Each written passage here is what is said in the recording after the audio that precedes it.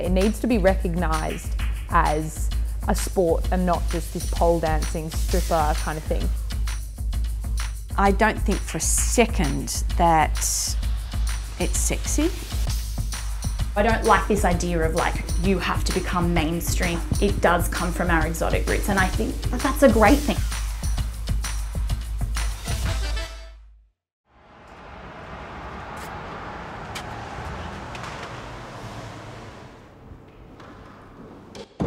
My name's Christy Curl. I'm 57 years old. I'm a mother of 3 and I do pole sport.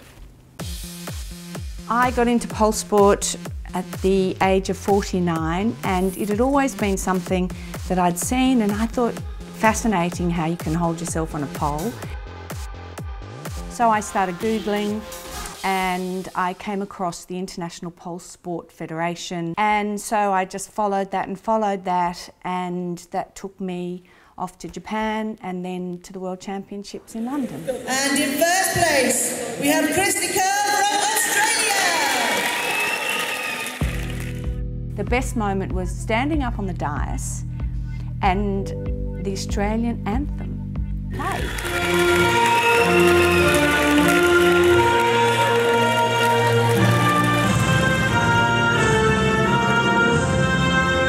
I set a new world record and won the over 50s category at the World Championships.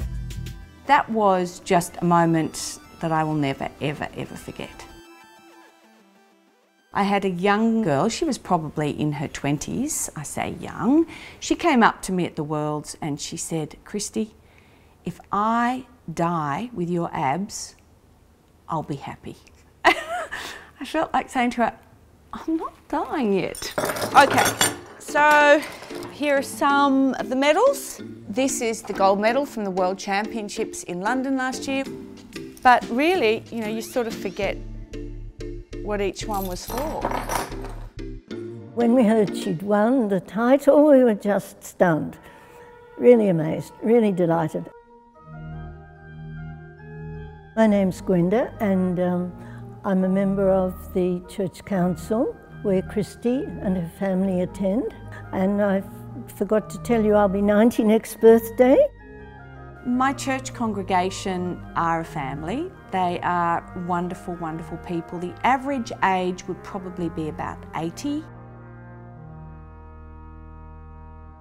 I'd heard of pole dancing, which I thought was something rather naughty that single men did on their weekends off, and Christy came along and explained to us that pole sports is a very different thing, more athletic.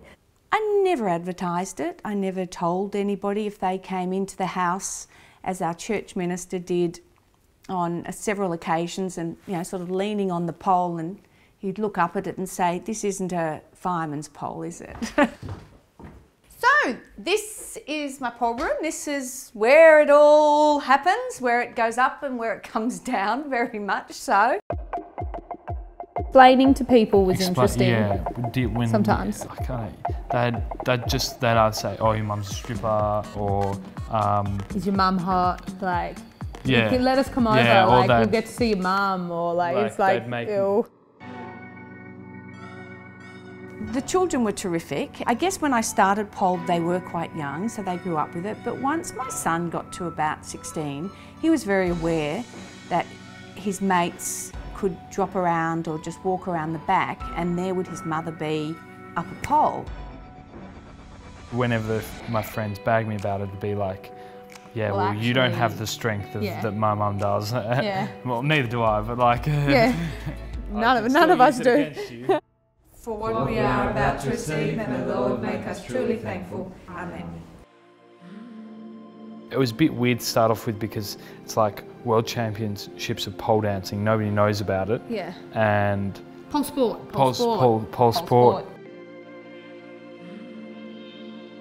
If I thought I was sexy doing pole, I don't think I'd be doing it. I solemnly swear that I not to be a girl.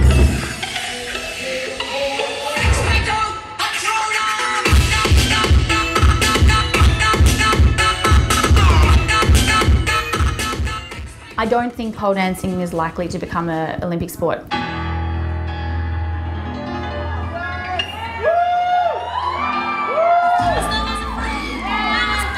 all about the show. It's about creating an art form rather than creating a sport. And I think that's the best way for us to move forward in keeping that alive.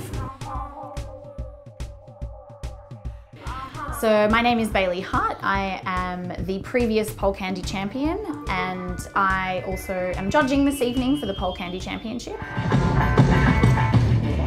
At Pole Candy you can do whatever you want on the pole.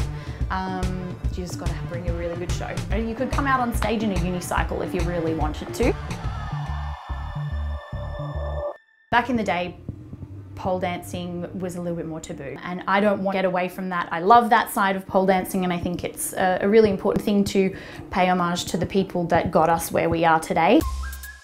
What I think will be lost if it does become an Olympic sport, we'll start to lose a little bit of the art form from it. There's a big difference between pole sport and pole dance.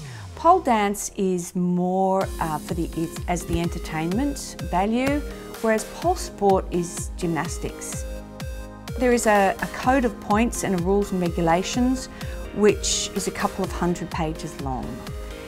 It is very specific about what you can and what you can't do. Pole sport has a very strict uniform requirement. You cannot expose a gluteal fold. Very, very strict. Once it's accepted in the Olympics, I think people will actually really start to look at it and to appreciate it for what it is. I think when you do start saying it's not about strippers, it comes from this fitness background, it's all about that, then it starts to say, well, strippers are bad, and people who feel comfortable in their bodies sexually or sensually is bad. I think it will get to the Olympics, but I'm sure just as synchronised swimming had, those who really didn't agree, I think there will definitely be quite a few people who won't agree with pole sport.